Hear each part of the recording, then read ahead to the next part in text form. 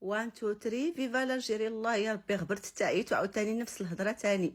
المره اللي فاتت قلت لك الله للعباده والوطن للسياده والملك للقياده، والصراحه ما شرحت لك الشعار ديالك، واخا قلت لك راه فيه ثلاثه ديال اللغات.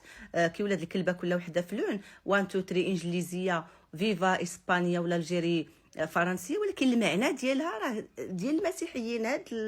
هاد اللي كيديروا المسيحيين ديال الابن ويسوع، الابن والاب والروح القدس، هذا هو المعنى ديالها. غنشرحها لك تاريخيا كتاني. هاد الثلاثه هو الشعار الثالث المسيحي. شكون اللي طلقوا اول مره؟ طلقاتو الدوله العميقه الفرنسيه. شكون على من طلقاتو؟ على فرسان الهيكل اللي وضعوا وصنعوا الدوله ديالهم، اللي بما فيها المقاطعات والولايات ديالها، مثل مقاطعه الجزائر، لي بروفانس ديالها، مثل الجي.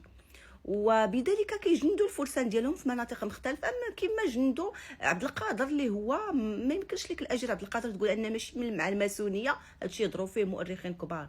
زيد عليه بوخروبه بومدين، حتى هو كان عميل من الفرسان ديال الهيكل. زيد عليهم شنقريحه، العميل شنقريحه حتى هو من الفرسان ديال الهيكل. ما غاديش نقدر نذكر هادشي لان مؤخرا عاد لبسوه جندة خوذة الجندي المخلص للإليزي. وعلاش ما يقولش ديك الساعه عاشت الجزائر، فيف لا فرانس، فيف مسيو لو بريزيدون، فيف ماكرون. حنا بعدا كنقولوا عاش الملك، عاش الملك، الله الوطن الملك.